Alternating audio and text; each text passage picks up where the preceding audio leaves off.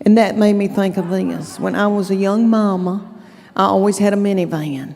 And Chuck Morgan was out making us a wonderful living, but he was gone traveling all over the United States.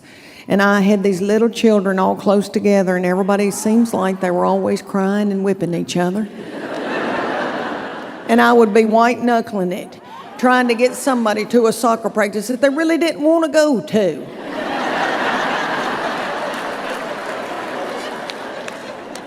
And everybody would be crying and yelling, and that sensitive baby, that middle one, would ask me deep, deep questions all the time. For example, questions about the solar system. And finally one day I said, "Baby, I didn't pay attention in school."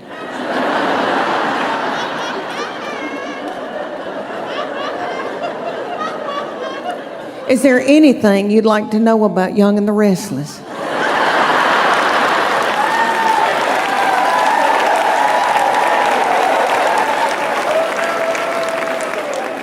And let me tell y'all, she went through a phase where she was worried that who was going to get to go to heaven. She wants everybody to go to heaven. And I remember her asking me about people, and everybody would be yelling in the back seat and hungry and all that, and her little voice would say, "Mommy, is Johnny Cash going to heaven?" I remember that day, and I remember what I said. I said, "Yeah. Yes, Johnny Cash is going to heaven. He and June have been spreading the gospel with Billy Graham all over the United States. Yes, he'll be in heaven."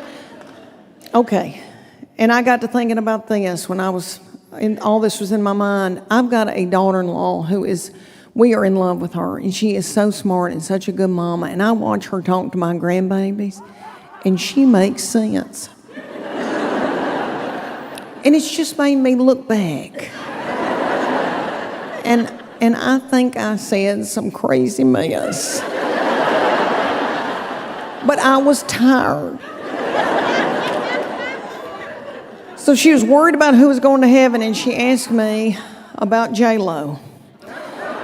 And this was years ago, and I'm a huge J-Lo fan. And she said, "Mommy, is J-Lo going to heaven?" Just let me tell y'all, I was in a bad place, okay? I was in a bad place, and I think I'd gone up a size in my pants. And she asked me about J-Lo. She goes, "Is she going to heaven?" And I said, "I don't know. I don't know. I think she needs to mature spiritually. And she's going through a lot of men right now." I said it. I remember saying it, and it was wrong. And I'm sorry. And I should have never said it. One reason I shouldn't have said it, I went through as many men as J-Lo ever thought about going through, honey. It's terrible. Terrible. The only difference was mine were not successful people.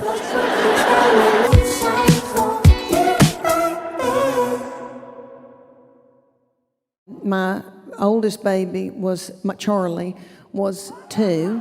He had quit taking a nap, was still in diapers. But he was a precious baby, but very active, and he would beat on the front door trying to get out so he could run down the yellow line of the highway.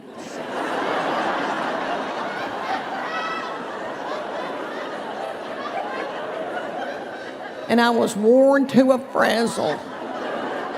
And I was about to give birth at any minute, and I got strep real bad. And my OBGYN was Pete, who was in our Sunday school class. And he was so cute. And I hated for him to see me that way. But Pete said, "You got a horrible case of strep. I'm going to have to put you in the hospital, Leanne, overnight. You're going to have to get a bag of fluids and rest." And I said, "For real? For real? I get to go in the hospital overnight? It's like somebody sent me to Turks and Caicos." My husband and I both play sports, and we love sports. And I know y'all are thinking, "You sissy thing, you didn't play sports," but I did. I should have cared more. I was worried about my hair. But anyway, we loved it, and we pushed our 4-year-old, our oldest, when he was 4, we made him do T-ball. And I was thinking about it because it's T-ball season right now. And T-ball, if you don't know anything about T-ball season, it's about 110 degrees outside. The games last about 3 hours. It's little children with, looks like they got a pull-up on under their baseball pants. Nobody ever hits the ball, throws the ball, makes contact with the ball. My boy hated it and laid in a fetal position on his glove the entire season. And every once in a while, he'd pop his little head up and say, "Water." And my middle child was about 2.5 at the time, and I said, "Please take your brother bottled water out there to the field." And she was 2.5. She had her crown and her wand and her tutu and her pink prostitute shoes from Walmart on. And she went running out to the field and stopped and got a glazed look over her eyes, pulled her panties to the side, and pooped in the t-ball field.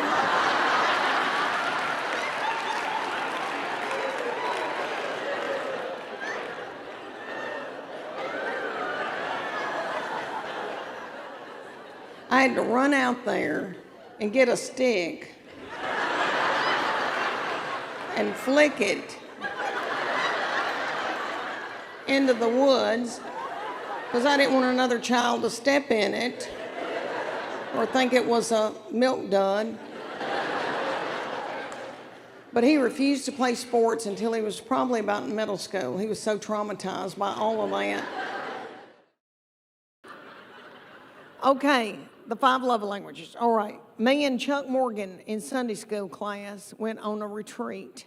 And they talked to us about the 5 love languages. You know, and it's written by little Gary Chapman, who is a doll and tiny and does, that man's probably getting in his 90s and he does sit-ups every day. And that little thing, and I got to meet him later, he was a doll. But anyway, the 5 love languages, if you don't know about that, you got to get it. There was a 5 love languages for your marriage, and then there's one for your children. And you need to get that. Everybody's got a love language. And you take the test. You got to read the book and take the test. Well, you don't read the book, I didn't. But you can take the test. I like to read books about Hollywood murder. So, anyway, you take the test, and then you can, and your husband takes the test, and you find out what his love language is, and he finds out what your love language is. And if you find that out, then you can feed them their love language. And then, so I can feed Chuck Morgan his love language, and then his love tank fills full.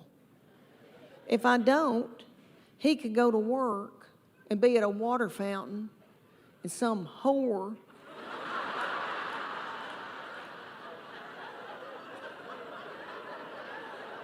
comes up to him and starts feeding him his love language, and then he feels a tingle, and then Satan swoops in.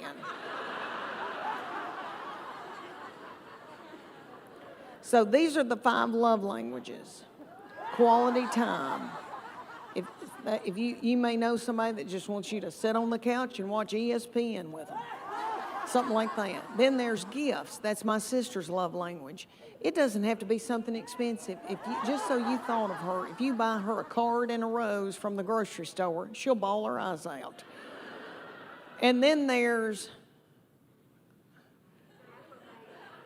words of affirmation. That's mine. But, physical touch. Physical touch, which I know every woman in here is like, that's my husband. Physical touch. But it's not that kind of physical touch. We're talking about the physical, when you know people that just want to hug you and squeeze on you and all that all the time. That's their love language, is physical touch. But women think, that's my husband's and he's on me like a duck on a June bug. But that's not the, all right, and then there's words of affirmation. That's mine. So all Chuck Morgan has to do is say, you look beautiful tonight. You are a good mama. That Trisha Yearwood's chicken piccata is to die for. And then my love tank feels full, and then I'm willing to do something vulgar with him.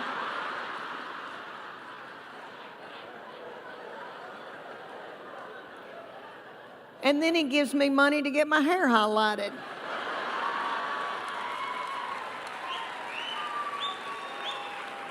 See, it works out, you know.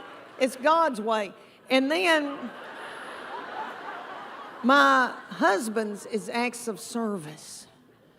So for him to feel loved, I have to go in the garage and build a set of shelves.